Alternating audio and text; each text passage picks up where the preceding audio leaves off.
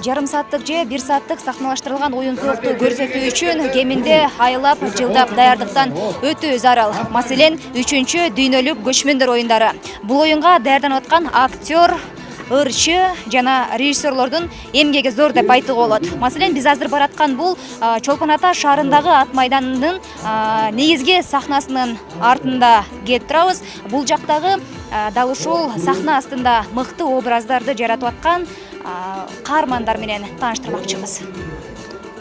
Бул дүйнөлүк көчмөндөр оюндарынын ачылыш жана жабылуу азем өтө турган чоң сахнанын арты. Катышуучулардын баары дал ушул жерде даярданып, ушул жерде кийинишет.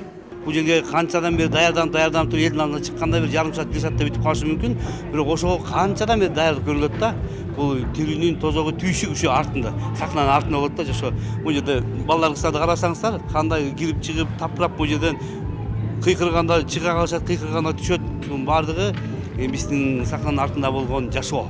Ал эми эл алдында образ жаратып, байыркы кыргыз салтын көргөзгөн актерлор кеминде 3 айдан ашык даярдыктан өткөн. Алардын бири Рахматулла Табалдиев. Ал жабылыш аземде кыргыздын чыныгы жүзү аттуу образды алып чыкты. Сахнага чыкканга чейин артында аябай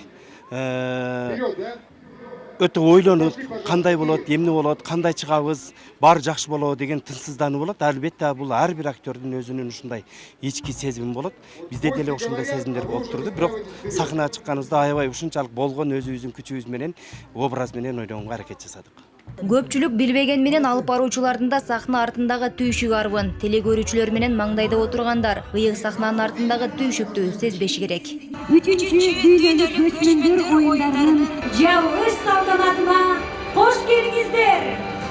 Жабылуу аземге катышып жаткан 400гө жакын адамдын башын бириктирип, алардын ар бири менен иштеше турган бул Умарбек Кадыров, башкы режиссердун жардамчысы болду. Силерге ысык сагынуу, андан кийин Самаркан ойнойт, эске жаңырыгы. Көрүнбөгөнү менен көмүскөдөгү иштен баары анын мойнунда. Ырчы чоорчулардын баскан турганынан тарта, алып баруучулардын сөйлөгөн сөзүнө чейин кылдаттык менен көңүл бурулат. Бул жака ипподромго көчүп келгендиктен, биз үчүн көбүнчө сахнада иштегендиктен бул жакта азыр стадион формасында башка, сахнада башка. Андан кийин келген кеткен жөнүндө аябай көп сурашат да. Мен режиссер болгондо сахнага ким кайсы жактан чыгат ошону коюшум керек. Бирок булар каяка барабыз, эмне жатат, эмне кылабыз деп сурагандар көп учурлар болот да, аябай эркелешет. Ал эми бул башкы режиссер отура турган жер. Ал ат майданындагы имараттын 4-кабатында жайгашкан. Техникалык аппараттар, сахнага берилүүчү жарыктар, үн баары ушул жерде башкарылат. Коопсуздук үчүн ага уруксааты жана тиешеси жок бир дагы адам кире албайт экен. Эки тезген бир чылбырды колго алган Алтынбек Максутов мунун баарына жооп берет. Иши да өтө татаал. Көчмөндөр оюнундагы теледе чагылдырылган, келген меймандарга көрсөтүлгөн театралдаштырылган ар бир оюнду кынтыксыз иштеп, сценарийин жазып, конокторго, көрүүчүлөргө да алып чыккан башкы режиссердун түмөн түйшүгүн айтып жеткирүү оңойго турбайт.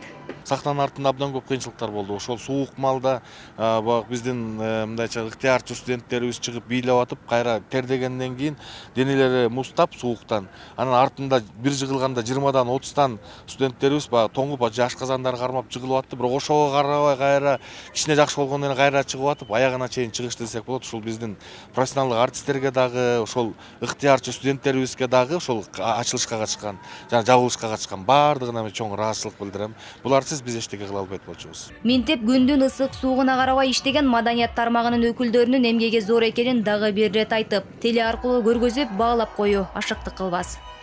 Жазгүл Мадинова, Адилет Марсбеков, 5-канал.